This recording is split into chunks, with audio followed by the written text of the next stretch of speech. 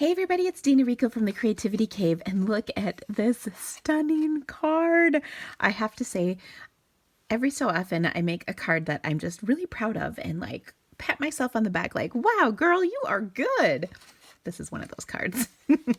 So I hope you like it since I've kind of put a lot of build up to this one. I really like this card just because it's so bright and happy and beautiful. And I woke up to a foot of snow this morning, and I have to say this makes that all a little bit better.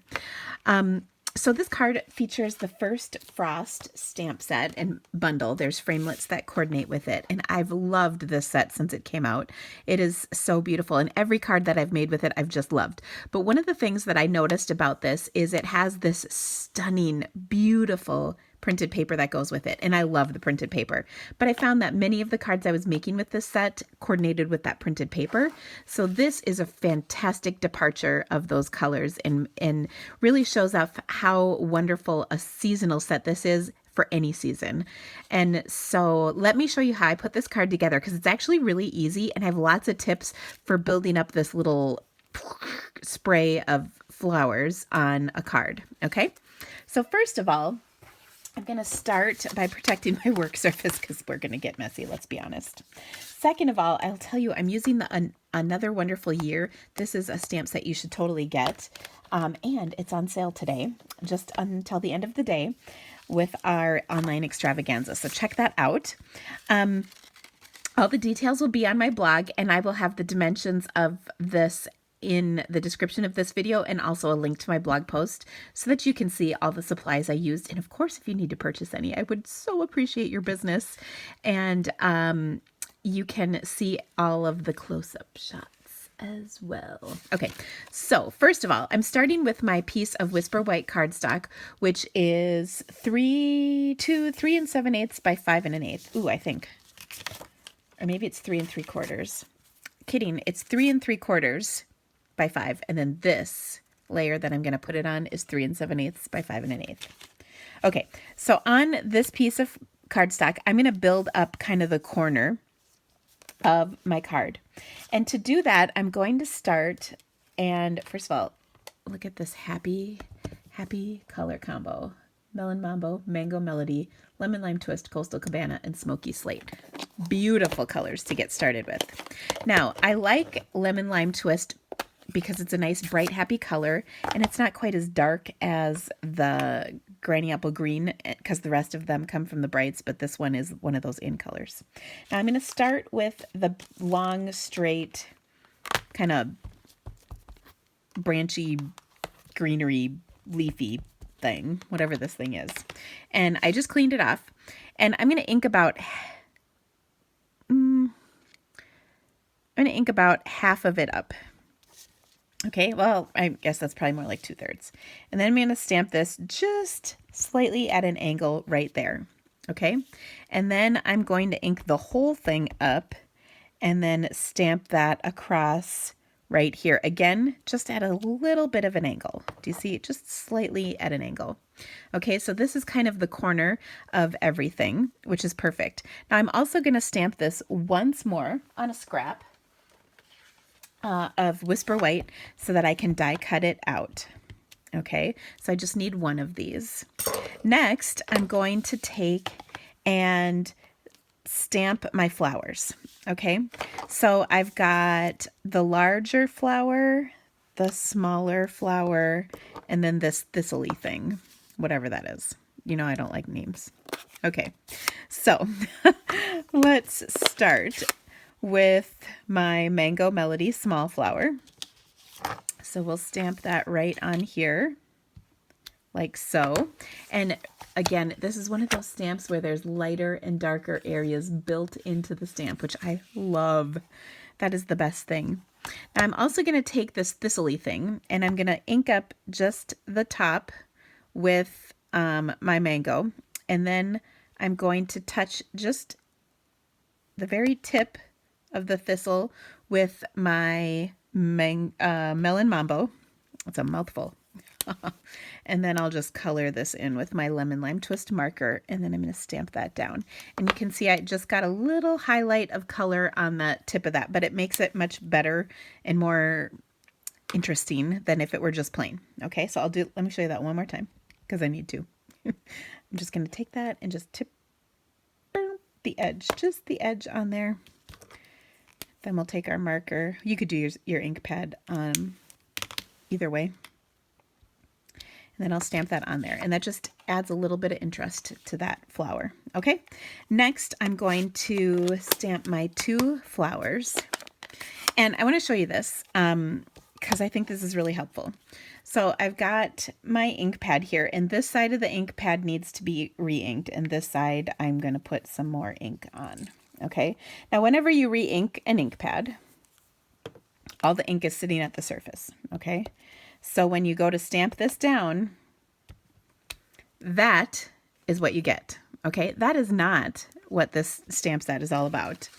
This is what that stamp should look like. Okay, do you see the difference? It's very goopy. Okay, now to fix that, I do have a suggestion. Take a plastic spoon, a bone folder, whatever, and you're going to work the ink into your ink pad, okay? And when you do this, so you can see, and this is especially true if you have a brand new ink pad or if you just inked your ink pad and you want to stamp with one of these, okay? Now, I'm going to clean this off because I did get a ton of ink in all those little grooves. So I cleaned that off on my chamois. Now look, when I stamp it, you can already see there's not as much ink. Oh, look at the difference, people. Oh my gosh. It's like night and day, isn't it? It's so beautiful. So that is a really important tip, a plastic spoon, and that will solve a lot of your world's problems right there. I promise. Okay, now I'm also going to stamp my flower in Mango Melody. Okay, now look at this. I've already done all of that. I cut out this piece. I cut out that flower, this flower, these 2 flowers. Okay, so I've stamped 1, 2, 3, 4, 5, 6 things and die cut them.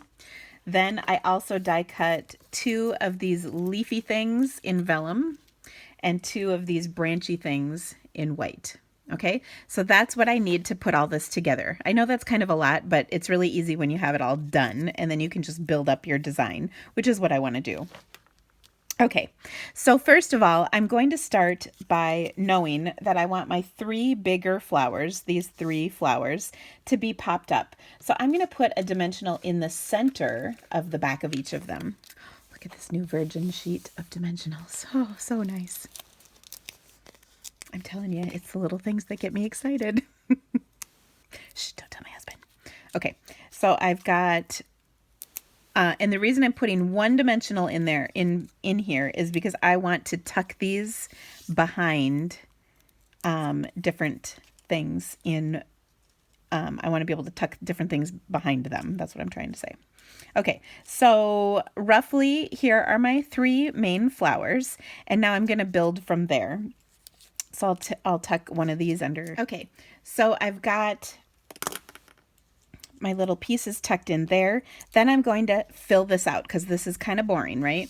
And we want it to be full and beautiful like this one. So that's when I die cut my other pieces. So I've got one of these larger vellum leaves, and I'll just tuck that back in there. And then I've got another one up here. And then I'm going to add in these branches. Now on the branches, this little piece right here kind of always gets in my way, so I tend to rip it off. And then I'll just tuck this piece right there. And likewise, we'll rip this off. Now hold on to those because we're going to use them. We'll tuck that in there. Oops, and see, it's all kind of falling apart. I want to build it before I adhere it, because then I can decide if I like the placement, if I need to add or subtract anything before I'm fully committed. You know what I mean? So that's how you can build up such a beautiful design, is when you kind of lay it out first and then fully commit with adhesive second.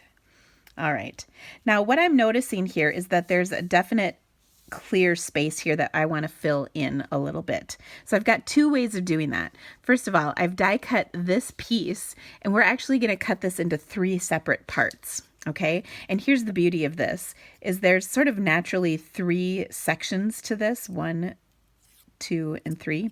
So I can easily create 3 pieces by just curving that little spot right there and doing the same thing here. You don't even notice that it isn't supposed to be that way because it just sort of fits.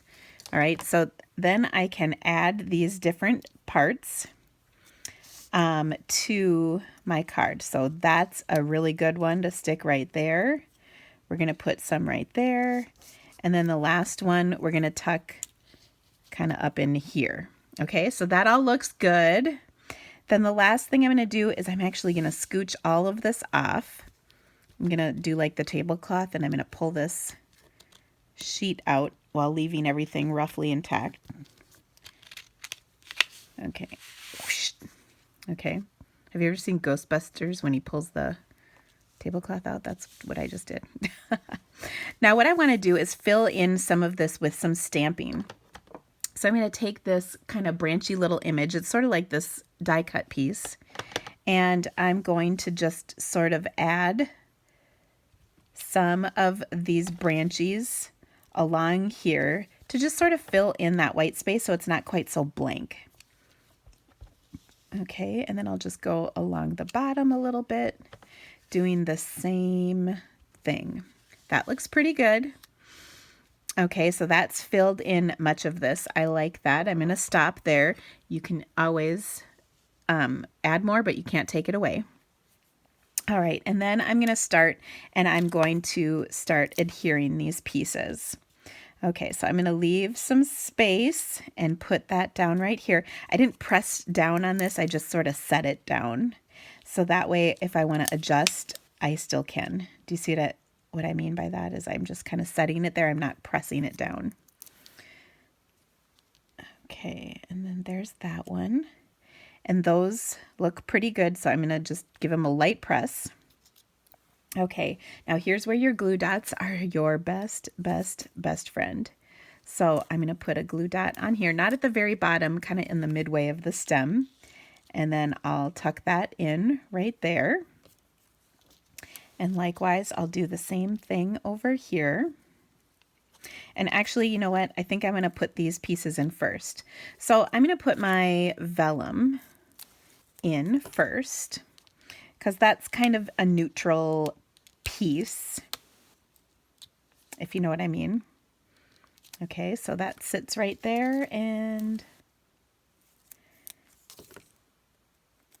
this one is going to sit right here. Yeah, I'm tucking that down a little further. I don't want to cover up completely the greenery that I stamped, you know what I mean? Okay, then we'll add our little branchy things. Again, we ripped off a little bit of them. And then I'm going to tuck that behind my flower because I want my flower to definitely show. It is one of the highlights. This branchy thing is just kind of filler. All right, likewise we did that there, and then we're going to add this in on top.